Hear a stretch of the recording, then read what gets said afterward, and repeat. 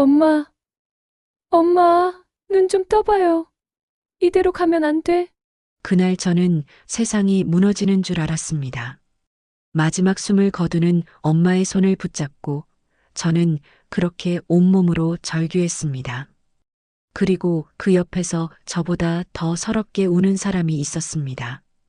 바로 남편이었습니다. 남편은 내가 더 잘해드렸어야 하는데, 라며 저를 위로했습니다. 저는 그 오열이 사랑과 슬픔에서 비롯된 진심이라고 생각했습니다. 하지만 그날 저는 제 인생에서 가장 큰 불행이 엄마의 죽음인 줄만 알았습니다. 제 곁에 그 오열이 저를 향한 검은 속셈을 감추는 거짓이라는 것을 그때의 저는 전혀 알지 못했습니다. 사연 시작 전에 무료로 할 수 있는 구독과 좋아요를 눌러주시면 제게 큰 힘이 됩니다. 남편과 저는 30년 가까이 함께해 왔습니다. 처음 만났을 때부터 남편은 언제나 저를 가장 먼저 생각하는 사람이었습니다. 결혼 후에도 그는 늘 한결같았죠. 하지만 무엇보다도 제가 남편을 존경하게 된 건 우리 엄마를 대하는 태도 때문이었습니다. 엄마는 몇 년 전부터 당뇨를 앓고 계셨습니다. 혈당 수치가 들쑥날쑥해서 식단 조절과 인슐린 주사가 무엇보다 중요했습니다. 제가 엄마 집에 찾아가 하루를 함께하며 간호할 때도 있었지만 직장 생활을 하는 저로서는 매일 엄마 곁을 지키기가 쉽지 않았습니다. 그때마다 남편이 저를 대신해 엄마를 챙겨주었습니다. 당신이 피곤할 텐데 내가 다녀올게. 어머님 인슐린 주사 시간 됐잖아. 그는 그렇게 말하며 매일 저녁 친정에 들렀습니다. 엄마는 당뇨 합병증으로 시력과 손이 좋지 않아 주사 놓는 것을 힘들어 하셨는데 남편은 한 번도 싫은 내색 없이 능숙하게 인슐린 주사를 놓아드렸습니다. 주사를 놓을 때마다 따끔거리는 통증에 엄마가 살짝 몸을 움찔하면 남편은 언제나 다정한 목소리로 어머님 조금만 참으세요. 금방 끝납니다라고 속삭여 주었습니다. 저는 그 모습을 보며 남편이 제게 준 사랑보다 훨씬 더 큰 사랑을 엄마에게 주고 있다고 생각했습니다. 남편은 엄마의 식단에도 신경을 썼습니다. 당뇨병 환자에게 좋다는 음식을 찾아와 직접 요리해 드렸고 혈당 수치를 꼼꼼히 기록했습니다. 오늘 어머님 혈당이 많이 높네요. 어제 혹시 뭐 드셨어요? 남편은 저보다 더 엄마의 건강을 걱정하는 사람이었습니다. 저는 그런 남편을 보며 세상에 이런 남자가 또 있을까? 나는 정말 복받은 사람이다 생각했습니다. 친구들에게 남편 자랑을 할 때면 모두가 부러워하며 너는 전생에 나라를 구했나 보다라고 말하곤 했습니다. 저는 그때마다 행복한 미소를 감추지 못했습니다. 그렇기에 저는 남편이 제게 생명보험 가입을 권유했을 때도 그의 말에 조금의 의심도 품지 않았습니다. 여보, 요즘 세상엔 혹시 모를 일에 대비해야 해. 우리 이웃집 김 씨도 아버님이 갑자기 돌아가시는 바람에 병원비에 장례비까지 감당하느라 온 가족이 고생했잖아. 어머님께서도 나이가 드시니 불안한 마음이 드는 건 당연한 거잖아. 당신 혼자 감당할 걱정 내가 덜어주고 싶어서 그래. 남편은 그렇게 말하며 저에게 보험 상품 안내문을 내밀었습니다. 저는 왠지 모르게 마음이 불편해졌습니다. 여보, 엄마가 무서워하실 거야. 그리고 엄마는 아직 괜찮으셔. 제가 그렇게 말하자 남편은 혹시 몰라서 그러지. 당신이 불편하면 안 해도 되라며 금세 수긍했습니다. 그의 배려에 저는 오히려 미안함을 느꼈습니다. 내 걱정을 먼저 해주는 건 역시 남편뿐이구나 생각하며 그날 밤 저는 남편의 품에 안겨 잠이 들었습니다. 여전히 남편을 세상에서 가장 착한 사람이라고 믿으며 하루하루를 보냈습니다. 그러던 어느 날 남편의 전화를 받고 저는 친정집으로 달려갔습니다. 남편은 여보, 큰일이야. 어머님이 갑자기 쓰러지셨어. 라며 울먹이는 목소리로 소리쳤습니다. 심장이 발끝으로 떨어지는 것 같았습니다. 달려간 친정집에는 이미 119 구급대원들이 엄마를 싣고 있었습니다. 희미하게 들리는 앰뷸런스의 사이렌 소리, 차가운 공기, 그리고 의식 없이 축 늘어진 엄마를 보며 저는 멍하니 서 있을 수밖에 없었습니다. 남편은 저를 대신해 구급대원들과 이야기하며 병원으로 향했고 병원 응급실에서 엄마는 끝내 숨을 거두셨습니다. 의사는 엄마의 사인을 급성심정지라고 말했습니다. 지병을 앓고 계셨기에 갑작스러운 죽음에도 저는 큰 의문을 품지 않았습니다. 그저 모든 것이 꿈이었으면 좋겠다고 생각하며 하염없이 눈물만 흘렸습니다. 그때도 남편은 제 옆에서 저를 부축하며 어머님, 고통 없이 편안하게 가셨을 거야 라며 저를 위로했습니다. 엄마의 시신이 안치실로 향하고 남편은 능숙하게 장례 절차를 진행했습니다. 상복을 입고 빈소에 앉아 있을 때에도 남편은 누구보다 슬픈 표정으로 조문객들을 맞았습니다. 저는 그런 남편을 보며 마음속으로 다짐했습니다. 엄마의 빈자리를 이 남편의 사랑으로 채워야지. 그날 저는 남편의 눈물을 진심으로 믿었습니다. 그 눈물이 저의 모든 것을 앗아갈 비극의 시작이라는 것을 저는 아직 알지 못했습니다. 하지만 제 인생의 가장 큰 비극은 지금부터 시작될 것이었습니다. 저를 속이고 제 엄마를 죽인 진짜 악마는 가장 가까운 곳에서 가장 사랑하는 사람의 얼굴을 하고 저를 바라보고 있었으니까요. 저는 아직 그 사실을 모른 채 그저 남편의 손을 꽉 잡고 있을 뿐이었습니다. 따뜻하고 굳건한 그의 손이 제 유일한 위안이라고 생각했습니다. 그 손이 제 엄마를 죽음으로 몰아간 차가운 손이라는 것을 저는 아직 알지 못했습니다.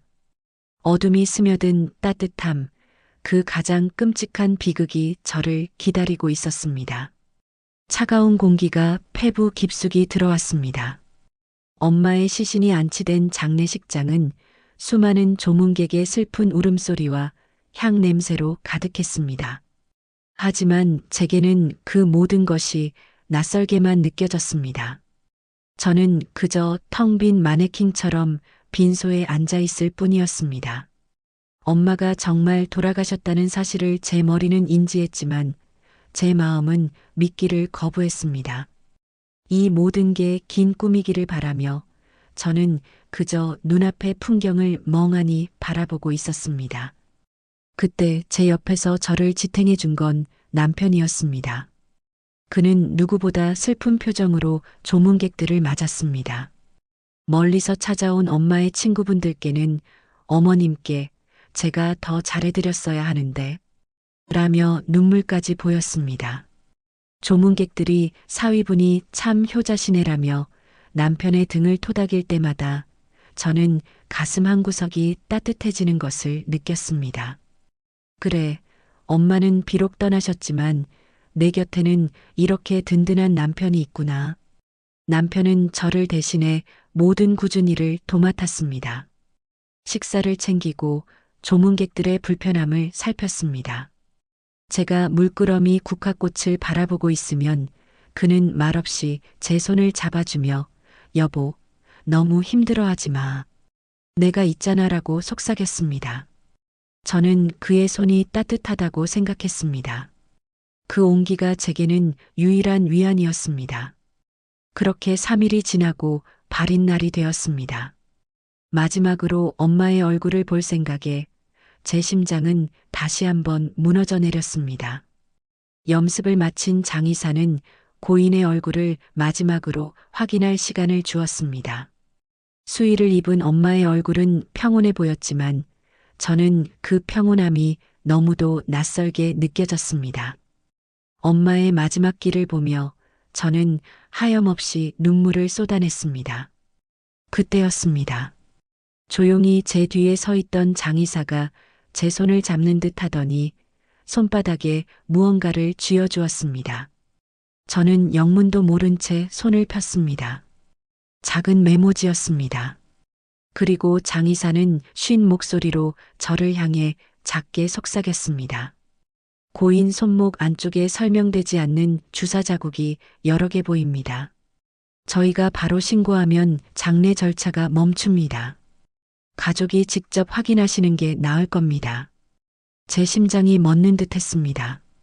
머릿속이 새하얘졌습니다. 손바닥에 놓인 메모지가 차갑게 느껴졌습니다.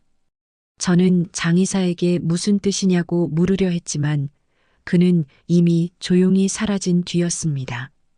그 한마디가 제게는 거대한 망치처럼 다가왔습니다. 저는 그 자리에 굳어선 채 메모지를 꽉 쥐었습니다. 그 순간 잊고 있었던 기억들이 번개처럼 스쳐 지나갔습니다. 남편이 매일 저녁 친정에 들러 엄마의 당뇨를 관리해주던 모습, 능숙하게 인슐린 주사를 놓던 그의 손, 주사 바늘이 들어갈 때마다 움찔거리던 엄마의 어깨, 그리고 제가 보지 않을 때 남편의 표정이 굳어져 있던 모습까지. 어머님, 조금만 참으세요라고 말하던 그의 다정한 목소리가 이제는 섬뜩하게 들리기 시작했습니다.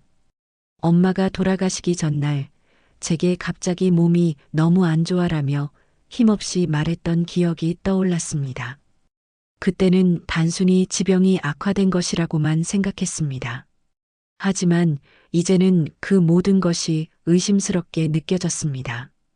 인슐린 주사, 주사 자국, 그리고 갑작스러운 죽음. 그 세 가지 단어가 제 머릿속을 맴돌며 저를 괴롭혔습니다. 남편이 제게 거액의 생명보험 가입을 권유했던 기억도 떠올랐습니다. 혹시 모를 대비책이라고 말했던 그의 목소리가 이제는 혹시 모를 일이 아니라 계획된 일처럼 들렸습니다. 저는 무서워지기 시작했습니다. 제가 지난 몇 년간 믿고 의지했던 남편의 모든 행동이 엄마의 죽음과 연결될 수도 있다는 끔찍한 상상에 몸이 떨렸습니다. 저는 멍하니 서 있었습니다.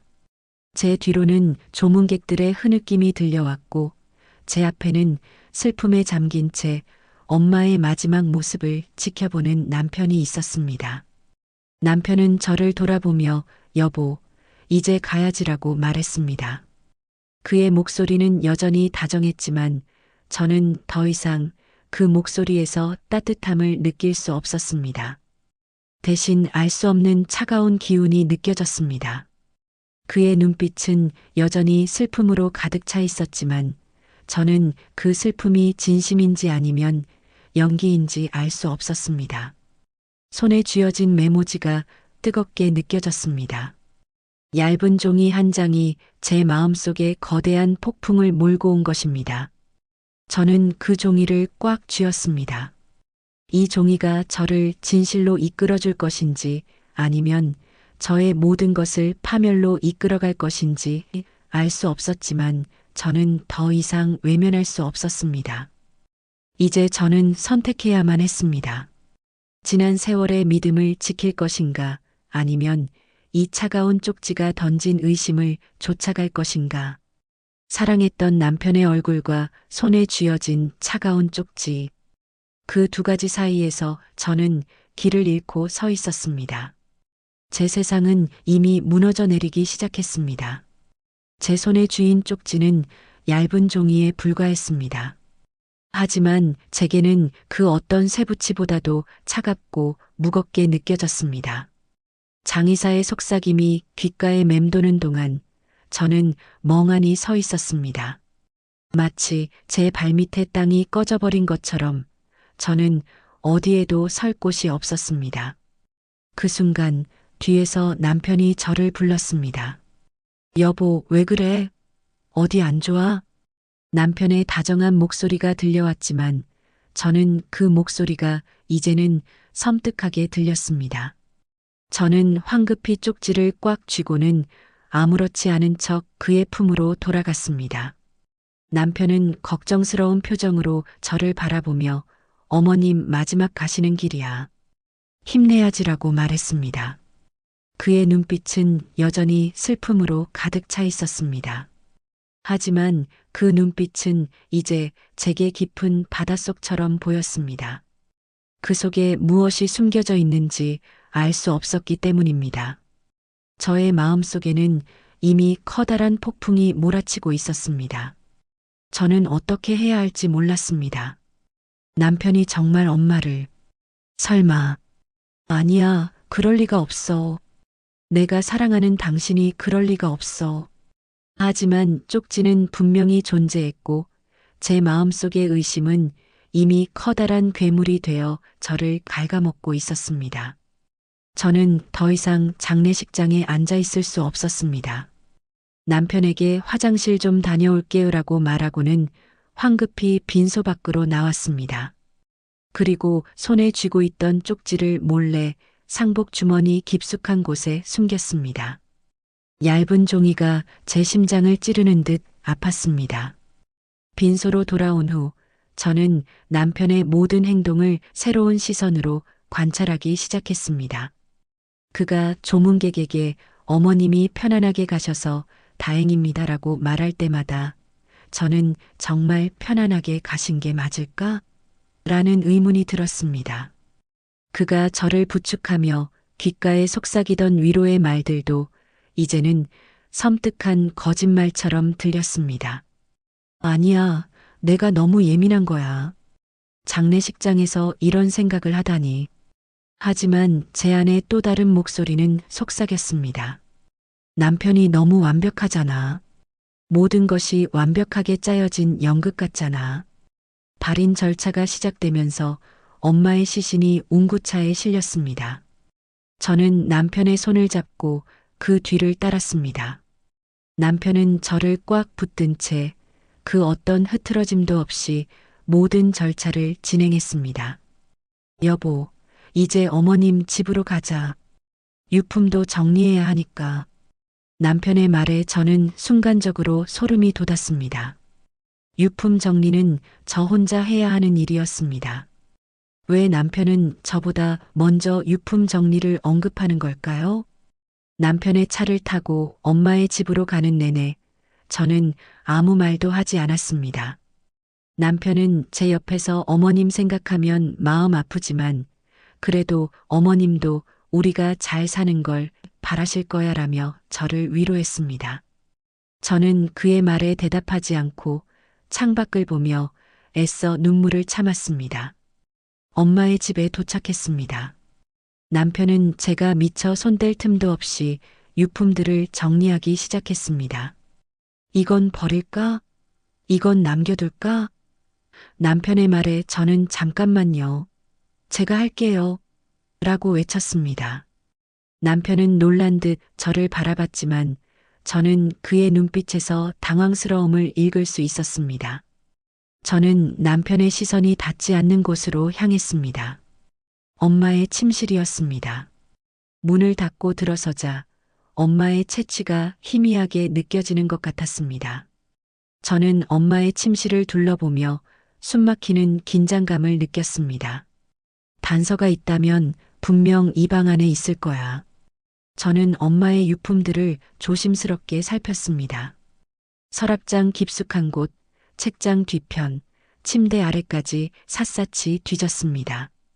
그때 엄마가 항상 사용하던 화장대 서랍을 열었습니다. 립스틱과 작은 손거울, 빗들이 들어 있었습니다. 그리고 그 맨 밑에 작은 상자가 하나 숨겨져 있었습니다. 저는 떨리는 손으로 그 상자를 열었습니다. 그 안에는 아무것도 없었습니다. 실망감에 한숨을 내쉬려는 찰나 상자 바닥에 붙어 있는 종이 한 장을 발견했습니다. 작은 종이였습니다. 저는 그 종이를 떼어냈습니다. 거기에 적힌 글씨는 바로 남편의 필체였습니다. 인슐린 처방 전. 이 약을 사용하면 안 됨. 제 심장이 다시 한번 쿵 하고 내려앉았습니다. 이 종이는 분명 남편의 글씨였습니다. 인슐린 처방전이라니. 사용하면 안 된다는 글씨는 무엇을 의미하는 걸까요? 저는 혼란스러웠습니다. 이게 도대체 무슨 의미일까요? 왜 남편은 이 종이를 엄마의 화장대에 숨겨놓은 걸까요? 저는 그 종이를 꽉 쥐었습니다. 장의사가 준 쪽지와 이 의문의 종이, 이제 두 개의 단서가 제 손에 있었습니다. 제 머릿속은 복잡했지만 제 마음은 이제 더 이상 흔들리지 않았습니다. 저는 이 모든 것을 외면하고 남편의 뒤에 숨어 있을 수는 없었습니다. 저는 결심했습니다. 이제 제가 직접 이 모든 진실을 파헤쳐야 한다는 것을. 엄마를 죽인 범인이 정말로 제가 가장 사랑했던 남편이라면 저는 반드시 그를 법의 심판대에 세워야만 했습니다. 두려웠지만 엄마를 향한 사랑이 저를 용기 내게 했습니다. 저는 제 손에 쥐어진 차가운 종이 두 장을 들고 조용히 마음속에 칼날을 갈았습니다. 제 손에 쥐어진 두 장의 종이는 더 이상 그냥 종이가 아니었습니다. 그것은 제 마음속에 깊숙이 박힌 날카로운 비수와 같았습니다. 하나는 장의사가 건넨 의심의 쪽지, 다른 하나는 엄마의 화장대에서 발견한 남편의 필체가 담긴 쪽지. 저는 그 두 개의 단서를 들고 엄마의 침실에 서 있었습니다. 이제 저는 그저 슬픔에 잠긴 딸이 아니었습니다. 제가 가장 믿었던 사람에 가면 뒤에 숨겨진 진실을 파헤쳐야 하는 잔혹한 운명의 노인 탐정이었습니다. 여보, 오늘 유품 정리는 여기까지만 하자. 힘들 텐데 좀 쉬어. 남편의 목소리가 문 밖에서 들려왔습니다. 평소 같았다면 따뜻하게 느껴졌을 그 목소리가 이제는 제 귀를 파고드는 끔찍한 소름처럼 느껴졌습니다. 저는 황급히 두 개의 쪽지를 주머니에 숨겼습니다. 그리고 아무렇지 않은 척 문을 열고 나갔습니다. 남편은 걱정스러운 표정으로 저를 바라봤지만 저는 그의 표정에서 진심을 읽을 수 없었습니다. 오직 완벽하게 짜인 연극의 한 장면처럼 느껴졌습니다. 그날 밤 저는 잠을 이룰 수 없었습니다. 눈을 감으면 엄마의 마지막 모습과 남편의 다정한 얼굴이 교차하며 저를 괴롭혔습니다. 다음 날 남편은 조문객들에게 일일이 감사 전화를 돌리고 피곤한 기색으로 잠들었습니다. 저는 그 틈을 타 몰래 엄마의 집으로 다시 향했습니다. 아무도 없는 텅 빈 집에서 저는 다시 한번 단서를 찾아 나섰습니다. 저는 엄마의 침실 서랍을 다시 뒤졌습니다. 이번에는 좀 더 꼼꼼하게 살폈습니다. 서랍 맨 구석에서 저는 오래된 수첩 하나를 발견했습니다. 엄마가 직접 쓴 일기였습니다. 낡은 표지를 넘기자 익숙한 글씨들이 눈에 들어왔습니다. 4월 15일 사위가 인슐린 주사를 놓아주고 갔다. 오늘은 왠지 몸이 좋지 않다. 어지럽고 손이 떨린다. 사위는 괜찮다고 하는데. 4월 21일 오늘도 사위가 주사를 놓아주었다. 지난번과 같은 증상이 또 나타났다. 가슴이 답답하고 숨쉬기가 힘들다. 사위는 내가 예민해서 그렇다고 한다. 일기의 내용은 충격적이었습니다. 저는 그날들의 기억을 더듬어 보았습니다. 엄마가 몸이 안 좋다며 제게 전화를 걸었을 때 남편은 항상 제 옆에서 어머님이 요즘 많이 힘들어 하셔서 그래라며 대수롭지 않게 넘겼습니다.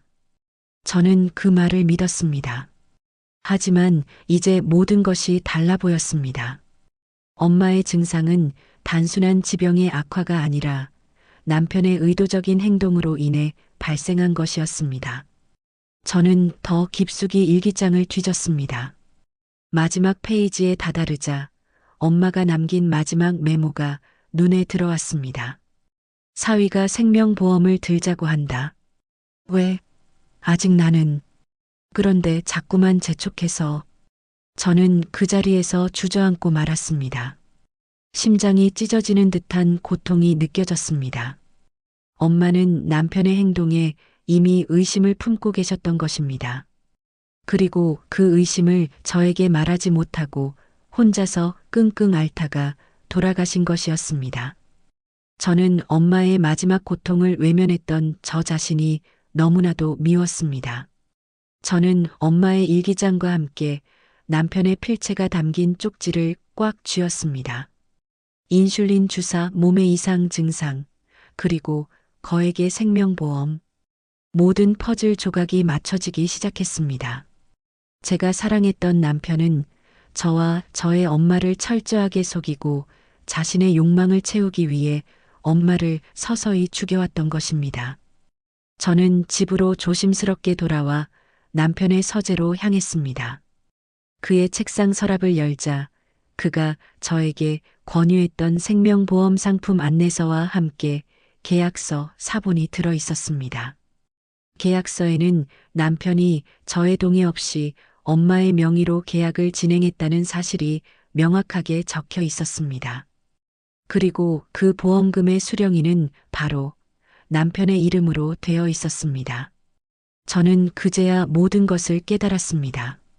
남편은 저와 엄마를 사랑한 것이 아니었습니다. 그는 오직 돈을 사랑했고 그 돈을 위해 우리를 이용했던 것입니다. 제가 보았던 그의 자상함, 헌신, 슬픔은 모두 철저하게 계산된 연기였습니다. 저는 그 연기에 속아 넘어가 제 가장 소중한 사람을 잃고 말았던 것입니다. 제 몸은 공포에 휩싸였습니다. 제가 30년을 넘게 사랑했던 남편이 제 어머니를 살해한 살인자라니. 저는 저의 집에 살고 있는 그 사람이 더 이상 제가 알던 남편이 아니라는 것을 깨달았습니다. 그는 가면을 쓴 괴물이었습니다. 저는 그와 한 집에 있다는 사실만으로도 숨이 막혔습니다. 저는 더 이상 망설이지 않았습니다. 제 손에 쥐어진 증거물들은 저를 향한 남편의 끔찍한 진실을 증명하고 있었습니다. 저는 이 진실을 외면하고 엄마의 죽음을 덮어버릴 수는 없었습니다. 이제 제가 해야 할 일은 단 하나였습니다. 남편의 가면을 벗기고 그를 법의 심판대에 세우는 것. 저는 두려움 속에서도 단단한 결심을 했습니다. 당신 도대체 누구야? 제 입 밖으로 이 말이 터져 나오지는 못했습니다. 대신 제 눈빛이 그를 향해 소리치고 있었습니다. 30년 동안 사랑했던 남편의 얼굴은 더 이상 제가 알던 그 사람이 아니었습니다. 그저 얇고 투명한 가면이었습니다. 가면 아래 숨겨진 차가운 눈빛과 비뚤어진 욕망이 이제는 너무나도 선명하게 보였습니다. 저는 그가 던진 그물에 갇혀 가장 소중한 엄마를 잃고 말았던 것입니다. 저는 며칠 동안 남편의 얼굴을 제대로 마주할 수 없었습니다. 그가 저를 위해 끓여준 미역국도 제게 건넨 따뜻한 말 한마디도 모두 역겹게 느껴졌습니다. 하지만 도망칠 수만은 없었습니다. 이제 저는 증거를 찾았고 모든 의심이 확신으로 변했습니다. 이제 남은 것은 단 하나, 남편의 가면을 벗겨내는 것이었습니다. 저녁 식탁에 앉았습니다. 남편은 평소처럼 다정하게 제게 밥을 떠주었습니다. 그의 손은 따뜻했지만 저는 그 손이 엄마에게 독을 주입했던 차가운 손이라는 것을 알기에 소름이 돋았습니다. 밥알이 모래처럼 느껴졌습니다. 저는 애써 미소를 지으며 말했습니다. 여보, 엄마 생각을 하면 아직도 마음이 아파요. 그렇게 갑자기 가실 줄은 몰랐어요.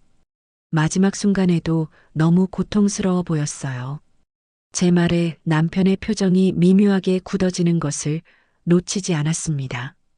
그는 숟가락을 내려놓고는 제 손을 잡았습니다. 여보, 괜찮아. 어머님은 이제 좋은 곳으로 가셨을 거야. 당신이 너무 힘들어하지 않았으면 좋겠어. 내가 있잖아. 그의 목소리는 다정했지만 그의 눈빛은 흔들리고 있었습니다. 평소와는 다른 미세한 떨림이 느껴졌습니다. 저는 그 떨림을 놓치지 않았습니다. 저는 며칠 동안 곰곰이 생각했습니다. 어떻게 해야 남편의 가면을 벗길 수 있을까? 정면으로 추궁했다가는 모든 것을 부인하며 저를 정신 나간 사람으로 몰아갈 것이 분명했습니다. 저는 연기를 해야만 했습니다.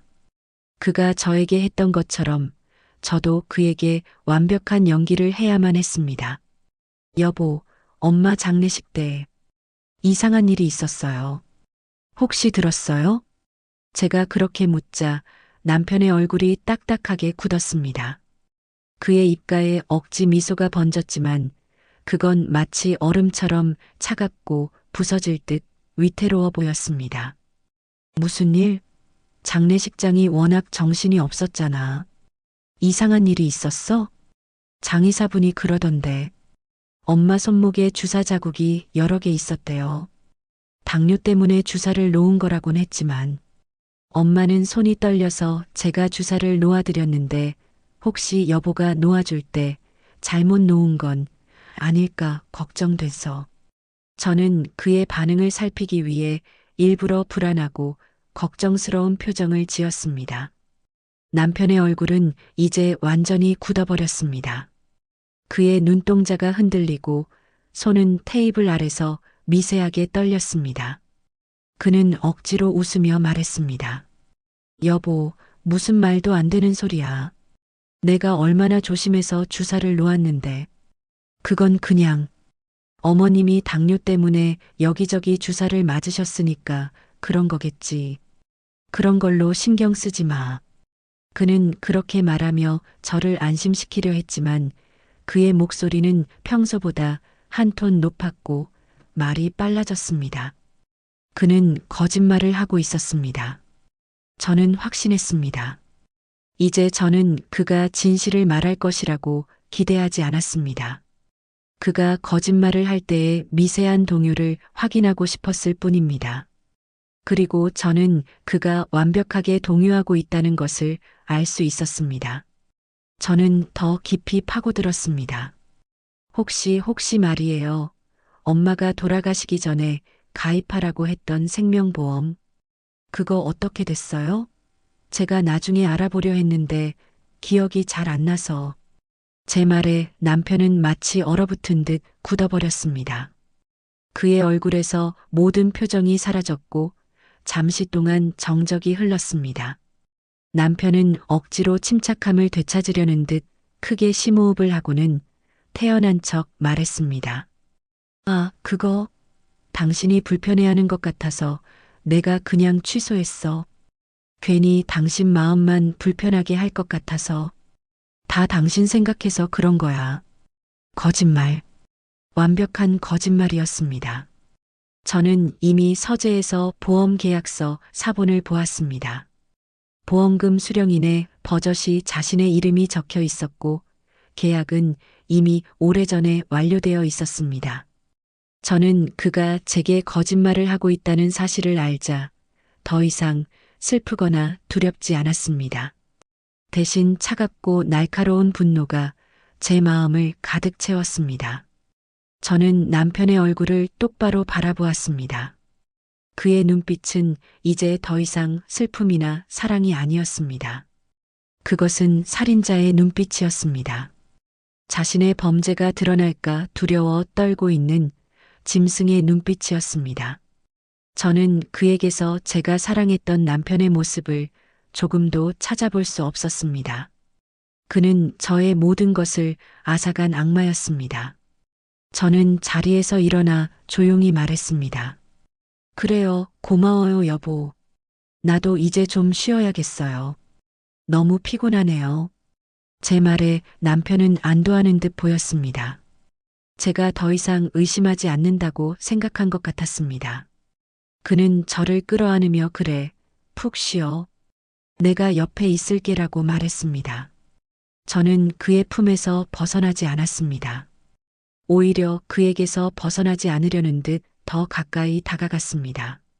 그가 저를 의심하지 않도록 제가 아직 그의 편인 것처럼 완벽하게 연기해야만 했습니다. 하지만 저는 이미 결심했습니다. 저는 더 이상 이 집에 머물 수 없었습니다. 제가 사랑했던 남편은 이제 없었습니다. 제가 사랑했던 모든 것이 사라졌습니다. 저는 이제 경찰을 찾아갈 것입니다. 그리고 제 손에 쥐어진 모든 증거를 제출할 것입니다. 남편이 감옥에 가야 할 죄를 지었다는 것을 밝히고 엄마의 억울함을 풀어줘야만 했습니다. 남편은 거실에서 텔레비전을 보고 있었습니다. 저는 그의 뒷모습을 바라보며 이를 악물었습니다. 30년 동안 함께했던 남편의 뒷모습은 이제 제게 가장 낯설고 무서운 모습이었습니다. 저는 조용히 문을 열고 밖으로 나섰습니다. 밤의 차가운 공기가 제 뺨을 스쳤지만 제 마음속의 분노는 뜨겁게 타오르고 있었습니다. 고인에 대한 부검을 요청합니다. 그 말 한마디를 뱉는데 저는 제 인생의 모든 용기를 쏟아부어야 했습니다. 경찰서의 딱딱한 의자에 앉아 저는 제 앞에 놓인 서류에 서명을 했습니다. 그 서류는 더 이상 평화롭게 잠들 수 없는 엄마의 마지막 길이었습니다. 제가 직접 엄마의 마지막 안식을 흔드는 것이었습니다. 하지만 저는 알고 있었습니다. 그 길이 엄마의 억울함을 푸는 유일한 길이라는 것을. 새벽 공기를 가르며 경찰서에 도착했을 때 저는 온몸이 얼어붙는 듯한 두려움을 느꼈습니다. 제가 30년을 믿었던 남편을 신고하는 일은 제게 세상에서 가장 잔혹한 일이었습니다. 하지만 제 손에 쥐어진 엄마의 유품과 남편의 필체가 담긴 쪽지는 저를 흔들리지 않게 했습니다. 저는 떨리는 목소리로 모든 것을 털어놓았습니다. 장례식장에서 있었던 일, 장의사의 쪽지, 엄마의 일기, 그리고 남편이 몰래 가입한 보험 계약서까지. 경찰은 처음에는 저를 단순히 슬픔에 잠긴 정신이상 환자처럼 바라보는 것 같았습니다. 사모님, 남편분께서는 어머님을 정말 극진히 간병하셨다고 들었는데요. 그들의 말에 제 가슴은 찢어지는 듯 아팠습니다. 하지만 저는 눈물을 참았습니다. 이제는 울고 있을 시간이 없었습니다. 저는 차갑고 냉정한 목소리로 말했습니다. 저도 그렇게 믿었습니다. 하지만 이제 아닙니다. 제 남편은 제 엄마를 죽였습니다. 그리고 그 증거가 여기 있습니다.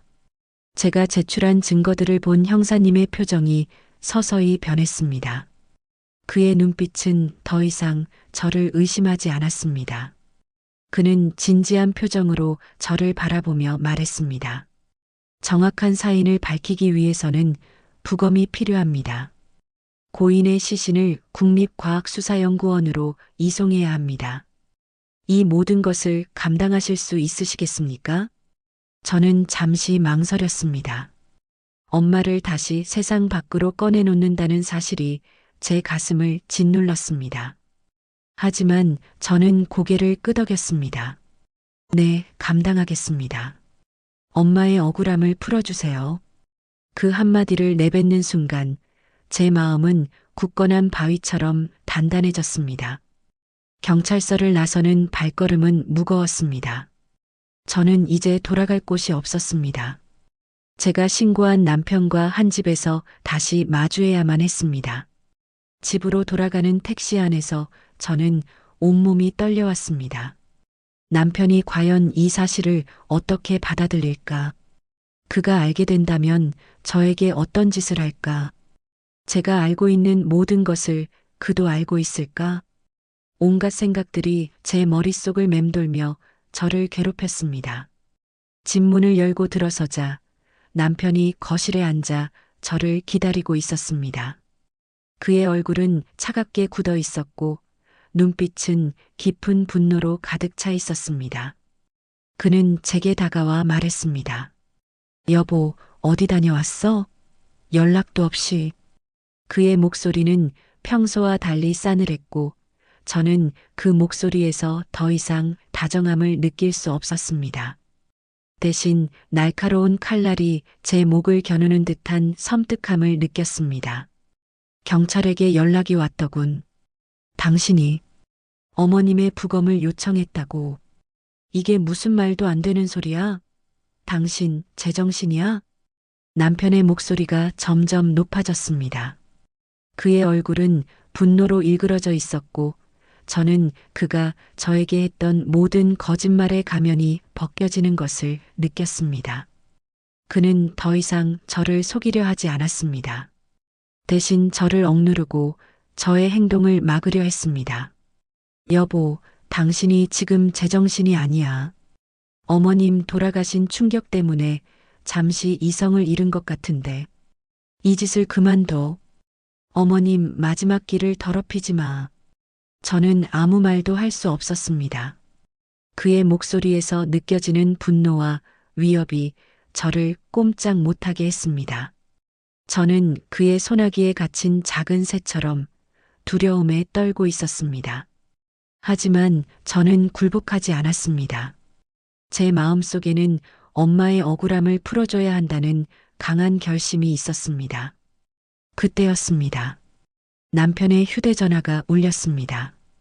그는 저를 노려보며 전화를 받았습니다. 네, 형사님. 네, 부검이 진행된다고요? 아니, 잠깐만요. 제 아내가 지금 정신이. 네, 알겠습니다. 남편은 전화를 끊고는 저를 향해 이를 갈았습니다. 당신 대체 무슨 짓을 벌인 거야? 저는 남편의 분노가 담긴 눈빛을 똑바로 바라보았습니다. 이제 저는 더 이상 두려움에 떨고 있는 작은 새가 아니었습니다. 저는 진실을 밝히기 위해 날개를 펼친 독수리였습니다. 남편의 분노와 위협 속에서 저는 부검 결과가 나오기만을 기다렸습니다. 그 결과가 저를 구원할지 아니면 저를 더 깊은 나락으로 떨어뜨릴지 알 수 없었지만 저는 더 이상 후회하지 않았습니다. 제 결심은 이미 굳건하게 서 있었으니까요. 고인의 사인은 인슐린 과다 투여에 의한 급성 쇼크사로 확인되었습니다. 타살입니다. 형사님의 차가운 목소리가 제 귓가에 맴돌았습니다. 저는 온몸에 피가 얼어붙는 듯한 충격을 느꼈습니다. 아니야, 그럴 리가 없어. 제 머리는 믿기를 거부했지만 제 마음은 이미 알고 있었습니다. 제가 믿었던 모든 것이 거짓이었음을. 저는 전화를 들고 있던 손이 떨리는 것을 느꼈습니다.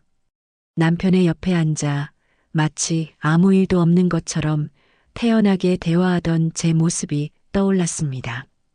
그가 저에게 어머님, 고통 없이 편안하게 가셨을 거야라고 속삭였던 그 말들이 이제는 저를 향한 조롱처럼 들렸습니다.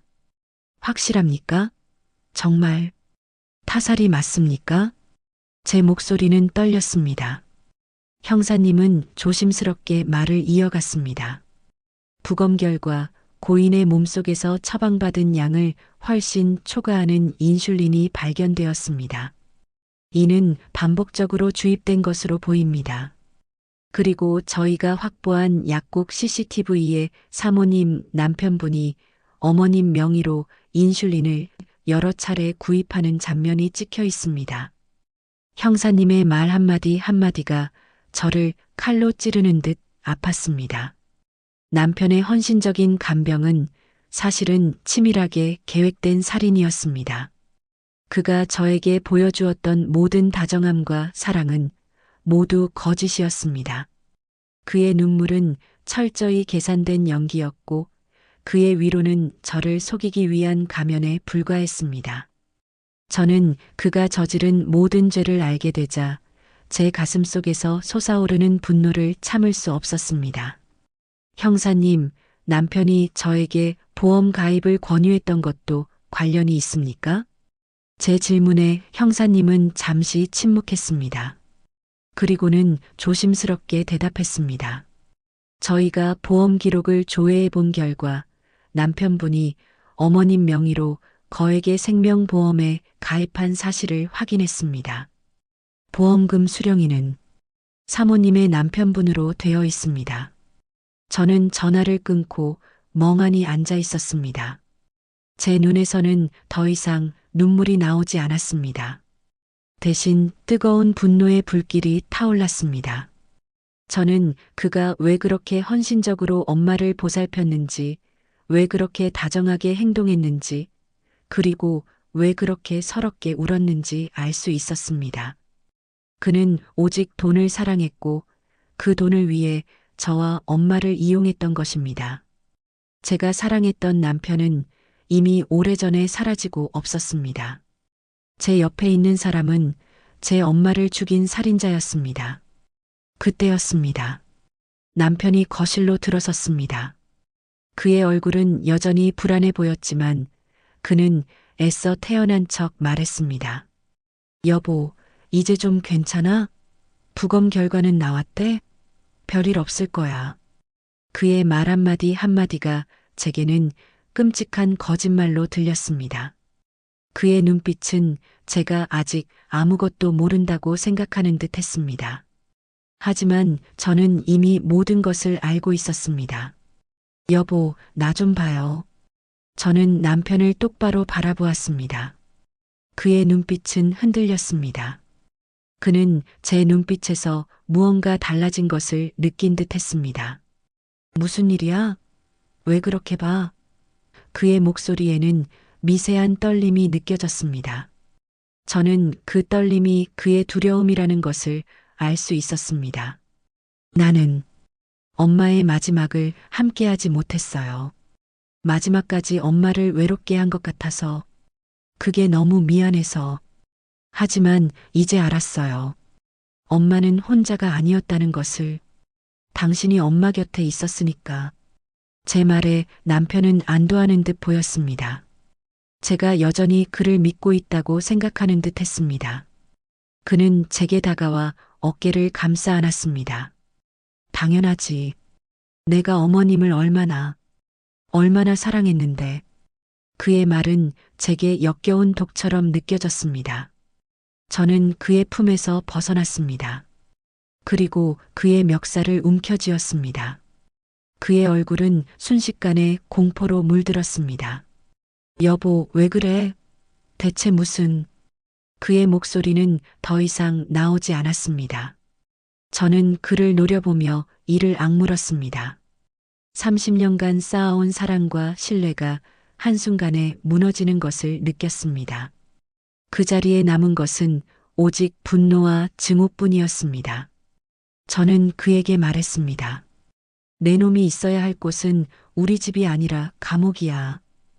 제 말에 남편의 눈이 크게 뜨였습니다. 그는 제게서 벗어나려 했지만 저는 그의 멱살을 놓지 않았습니다. 이미 제 안에 끓어오르는 분노가 저를 제어하고 있었습니다. 이제 저는 더 이상 슬픔에 잠긴 나약한 여자가 아니었습니다. 저는 엄마의 억울함을 풀어줄 차갑고 단단한 복수의 칼날이었습니다. 경찰이 곧 도착할 것이었습니다. 저는 그 사실을 남편에게 말하지 않았습니다.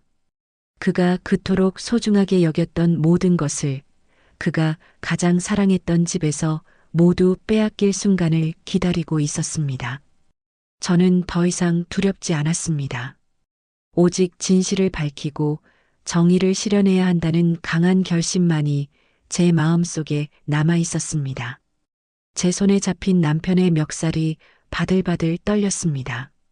그의 눈은 공포로 가득 차 있었고 더 이상 저를 속일 수 없는 절박함이 그대로 드러났습니다. 저는 그를 향해 소리쳤습니다. 제 안에서 30년간 억눌렸던 분노와 엄마를 향한 미안함이 폭발하듯 터져 나왔습니다. 그 순간 제 모든 세포가 되살아나는 듯한 짜릿한 해방감을 느꼈습니다. 멀리서 들려오던 경찰차의 사이렌 소리가 점점 가까워졌습니다. 남편은 제 손을 뿌리치려 발버둥 쳤지만 저는 놓아주지 않았습니다. 그가 엄마에게 준 고통, 저에게 준 배신감, 그리고 저의 모든 것을 앗아간 그의 죄를 생각하며 저는 이를 악물었습니다. 그는 더 이상 저의 남편이 아니었습니다. 그는 제 삶을 파괴한 악마였습니다. 여보, 이게 무슨 짓이야? 정신 차려. 내가 뭘 잘못했다고 그래. 여보. 남편은 그렇게 소리쳤습니다. 그의 목소리에서 느껴지는 뻔뻔함에 저는 구역질이 올라올 것 같았습니다.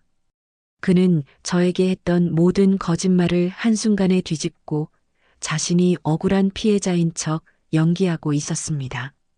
하지만 저는 그의 거짓말에 더 이상 속지 않았습니다. 저는 그의 눈을 똑바로 바라보며 말했습니다. 나는 더 이상 당신의 여보가 아니야. 당신은 내게 죽은 사람이야. 경찰관들이 들이닥쳤습니다. 남편은 경찰을 향해 제 아내가 지금 정신이 온전치 못합니다. 어머님 돌아가시고 충격이 너무 커서라며 마지막까지 연기를 멈추지 않았습니다. 하지만 경찰은 이미 모든 것을 알고 있었습니다. 저의 신고 내용, 부검 결과, 그리고 확보된 모든 증거를 통해 그의 죄는 명백했습니다. 살인 및 보험금 사기 혐의로 긴급 체포합니다. 변호사를 선임할 수 있으며 수갑이 남편의 손목에 채워졌습니다. 그가 저에게 했던 다정하고 따뜻한 손이 이제는 차가운 쇠붙이에 묶여 있었습니다. 저는 그가 잡혀가는 모습을 보며 눈물 한 방울 흘리지 않았습니다. 대신 제 가슴 속에서 끓어오르는 뜨거운 분노를 느꼈습니다. 남편은 경찰관들에게 이끌려 집 밖으로 나갔습니다. 그는 마지막까지 저를 돌아보며 여보, 나 믿지? 제발이라고 외쳤습니다. 저는 그의 말에 아무런 대답도 하지 않았습니다. 그를 향한 저의 모든 감정은 이미 사라지고 없었으니까요. 집안에 다시 정적이 찾아왔습니다. 방금 전까지 남편의 목소리로 가득 차 있던 집은 이제 텅 비고 차갑게 느껴졌습니다. 남편이 앉아있던 소파, 그가 마셨던 컵, 그리고 그의 손길이 닿았던 모든 것들이 저에게는 낯설고 이질적인 존재가 되었습니다. 저는 그 모든 것들이 역겹게 느껴졌습니다. 저는 30년 동안 남편과 함께 쌓아온 모든 것을 되돌아보았습니다. 그의 다정함, 그의 헌신, 그의 사랑. 그 모든 것들이 한순간에 무너져 내리는 것을 보며 저는 허탈함에 주저앉고 말았습니다. 저는 남편을 사랑했고, 그를 믿었고, 그를 의지했습니다. 하지만 그 모든 것들이 거짓이었다는 사실을 알게 되자 제 삶의 모든 기반이 송두리째 뽑혀나간 것 같았습니다. 저는 조용히 자리에서 일어나 거실을 걸어 다녔습니다. 남편과 함께 찍은 결혼사진, 가족사진, 여행사진들이 제 눈에 들어왔습니다. 그 속에 저는 행복해 보였습니다. 환하게 웃고 있는 저와 남편의 모습은 지금의 저에게는 가장 잔인한 기억이었습니다.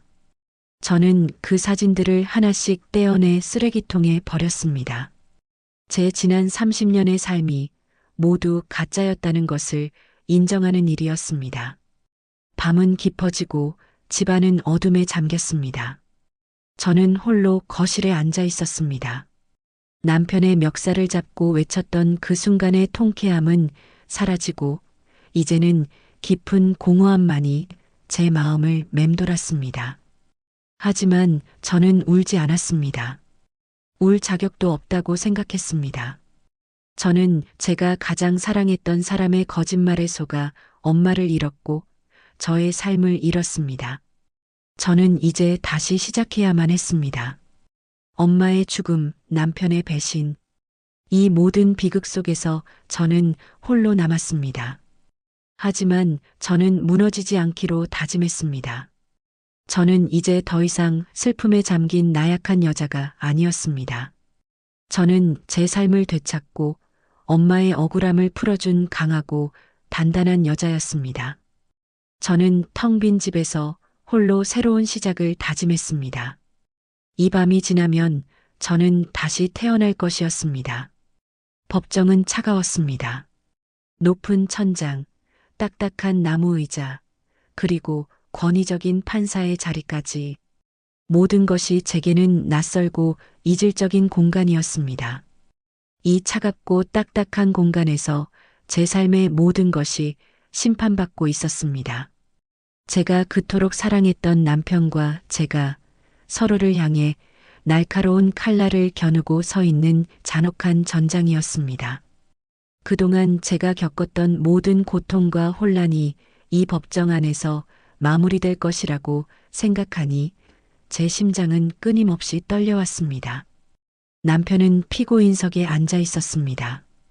그는 더 이상 제가 알던 그 깔끔하고 자상한 모습이 아니었습니다. 수척해진 얼굴, 초점 없는 눈빛, 그리고 억울함에 일그러진 표정. 하지만 저는 그의 표정에서 단 한순간도 흔들리지 않았습니다. 제 눈에는 오직 가면이 벗겨진 악마의 얼굴만이 보였습니다. 30년 동안 저를 속이고 엄마를 죽인 그 잔혹한 괴물의 얼굴이었습니다. 남편의 변호사는 저를 향해 날카로운 질문을 던졌습니다. 증인, 남편분께서 어머님을 극진히 간병했다는 사실은 알고 계시죠? 주변 이웃들의 증언도 일치하고 있습니다. 저는 고개를 끄덕였습니다. 제 목소리가 떨리는 것을 느꼈지만 저는 애써 침착함을 유지했습니다. 알고 있습니다. 제 대답에 남편의 변호사는 자신감이 붙은 듯 목소리를 높였습니다. 그렇다면 남편분께서 어머니를 살해했다는 주장은 어머니가 돌아가신 충격으로 인한 헛된 망상 아닙니까? 증인은 지금 감정적으로 매우 불안정한 상태 아닙니까? 그 순간 남편이 저를 바라보았습니다. 그의 눈빛은 애원과 협박이 뒤섞여 있었습니다. 여보, 제발. 그의 목소리가 제 귓가를 맴돌았지만 저는 단호하게 대답했습니다. 아닙니다. 그것은 진실입니다. 저의 대답에 남편의 얼굴이 굳어졌습니다. 그의 눈빛은 더 이상 저를 향한 애원이 아니었습니다. 그것은 살기였습니다. 저를 향한 끔찍한 분노와 증오가 담겨 있었습니다. 저는 증언대에 섰습니다. 제 손에 쥐인 쪽지 2장, 그리고 엄마의 일기장이 저에게 용기를 주었습니다. 저는 모든 것을 이야기했습니다. 제게는 남편의 필체가 담긴 쪽지와 엄마의 마지막 기록이 있었습니다. 저는 그가 얼마나 헌신적으로 엄마를 간병했는지 인슐린 주사를 놓아주며 조금만 참으세요라고 속삭였는지, 그리고 그 모든 것이 거짓이었다는 것을 이야기했습니다. 제 목소리는 떨렸지만 저는 한마디 한마디를 힘주어 말했습니다. 저는 남편이 엄마를 사랑한다고 믿었습니다.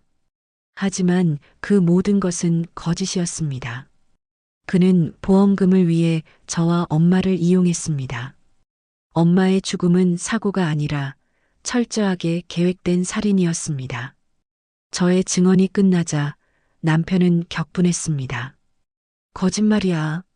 저 여자가 지금 정신이 온전치 못해서 그래. 제가 아닙니다. 저는 어머님을 사랑했습니다.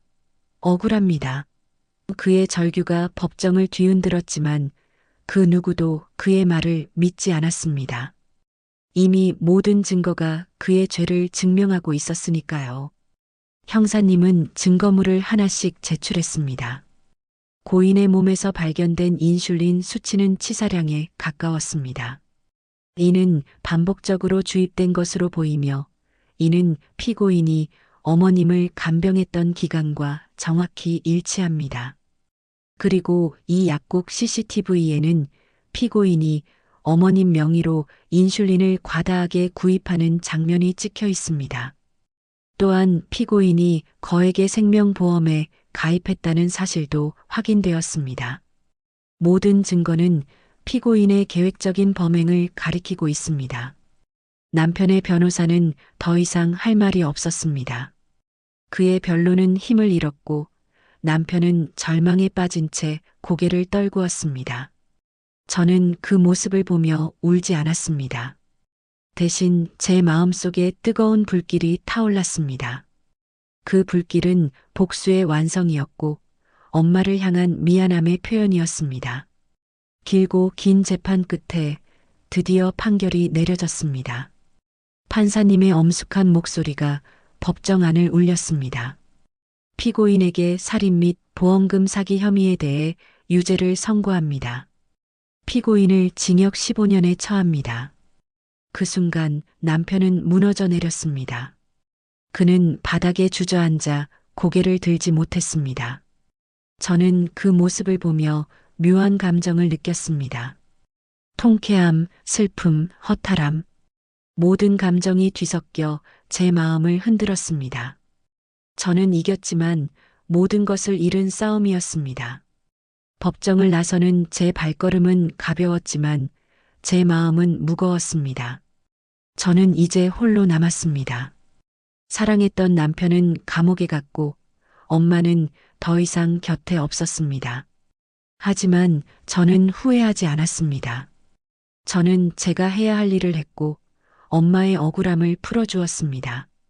저는 법원을 나오며 차가운 공기를 들이마셨습니다. 이제 저의 삶은 다시 시작될 것이었습니다. 모든 것을 잃었지만 저는 다시 일어설 것입니다. 엄마의 사랑을 기억하며 저는 새로운 삶을 살아갈 것입니다. 이 모든 비극 속에서도 저는 제 자신을 잃지 않았으니까요. 남편이 징역 15년을 선고받은 날, 저는 그를 보며 울지 않았습니다. 대신 제 안에 갇혀있던 모든 감정이 한꺼번에 터져나왔습니다. 그 모든 감정이 뒤섞여 저는 텅 빈 집으로 돌아왔습니다. 남편의 체포로 활기를 잃은 집은 마치 거대한 무덤처럼 느껴졌습니다. 모든 것이 그의 손길이 닿았던 흔적으로 가득했습니다. 그 흔적들이 제게는 끔찍한 악몽처럼 다가왔습니다. 저는 텅 빈 집에서 혼자 밤을 지새웠습니다. 30년간의 결혼 생활이 한순간에 사라진 것 같았습니다. 저는 제 지난 삶이 모두 거짓이었다는 사실을 받아들이기 힘들었습니다.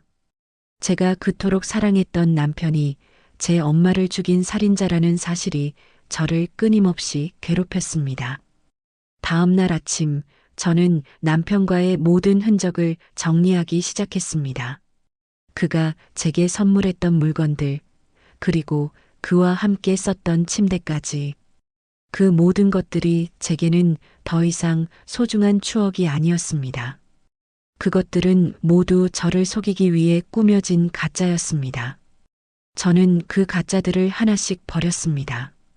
결혼 사진은 찢어서 버렸고 그가 제게 주었던 반지는 창밖으로 던져버렸습니다. 그 모든 것들을 버리고 나니 제 마음은 조금씩 가벼워지는 것을 느꼈습니다. 저는 결국 그 집을 팔기로 결심했습니다. 남편과의 추억이 가득한 이 집에서는 더 이상 살 수 없었습니다. 이 집을 팔고 새로운 곳으로 떠나기로 했습니다. 그렇게 저는 30년 동안 살았던 집을 떠나 작은 원룸으로 이사를 했습니다. 그곳은 좁았지만 제게는 새로운 시작을 위한 소중한 공간이었습니다. 이사 후 저는 가장 먼저 엄마의 묘를 찾아갔습니다. 하얀 국화꽃을 들고 엄마의 묘 앞에 섰을 때 저는 그만 무릎을 꿇고 말았습니다. 엄마를 향한 미안함과 그리움에 제 가슴은 찢어지는 듯 아팠습니다. 저는 엄마의 묘 앞에서 한참을 울었습니다. 엄마, 미안해. 내가 너무 바보 같아서, 내가 너무 늦게 알아서, 미안해, 엄마. 그때였습니다. 차가운 바람이 불어와 제 눈물을 닦아주었습니다. 마치 엄마가 저를 위로해주는 것 같았습니다. 저는 엄마의 묘를 보며 마음속으로 다짐했습니다. 엄마, 이제 나는 괜찮아. 엄마가 바랐던 것처럼 나는 이제 다시 일어설 거야. 그리고 엄마를 영원히 기억할 거야. 저는 그동안 입고 있던 상복을 벗었습니다. 검은색 상복은 더 이상 저의 슬픔을 상징하지 않았습니다. 그것은 저의 과거를 상징하는 것이었습니다. 상복을 벗고 나니 제 몸과 마음이 한결 가벼워지는 것을 느꼈습니다. 저는 그동안 잊고 있었던 제 자신의 모습을 되찾고 싶었습니다. 저는 작은 카페에서 아르바이트를 시작했습니다. 손님들에게 커피를 내리고 웃으며 대화를 나누는 일이 제게는 큰 기쁨이었습니다. 저는 더 이상 과거에 얽매여 살지 않았습니다. 저는 현재를 살기로 했습니다. 그리고 저의 작은 행복을 찾아가기로 했습니다. 가끔은 남편이 생각나기도 합니다. 하지만 이제는 그를 향한 미움이나 분노가 아닌 그저 안타까움만이 남아 있습니다. 그가 왜 그렇게 살아야만 했는지, 왜 그렇게 끔찍한 선택을 했어야만 했는지, 이제는 알 수 없지만 저는 그를 용서하기로 했습니다. 그를 용서하는 것이 저를 용서하는 길이라는 것을 깨달았기 때문입니다. 어둠이 스며든 따뜻함은 결국 제 삶을 무너뜨렸습니다. 하지만 저는 그 무너진 자리에서 새로운 빛을 찾았습니다. 찢어진 결혼사진은 다시 붙일 수 없지만 저는 그 자리에 새로운 추억을 채워 넣을 수 있습니다. 저는 이제 혼자가 아닙니다. 저를 사랑하는 엄마의 기억이 제 곁에 있으니까요. 여러분이라면 이 모든 것을 어떻게 이겨냈을까요? 차갑게 버려진 낡은 국화 한 송이처럼 제 마음도 그렇게 다시 피어났습니다. 이 이야기는 우리가 가장 믿었던 사람에게 배신당했을 때 그 고통을 어떻게 이겨내고 다시 일어서는지 보여주고 있습니다.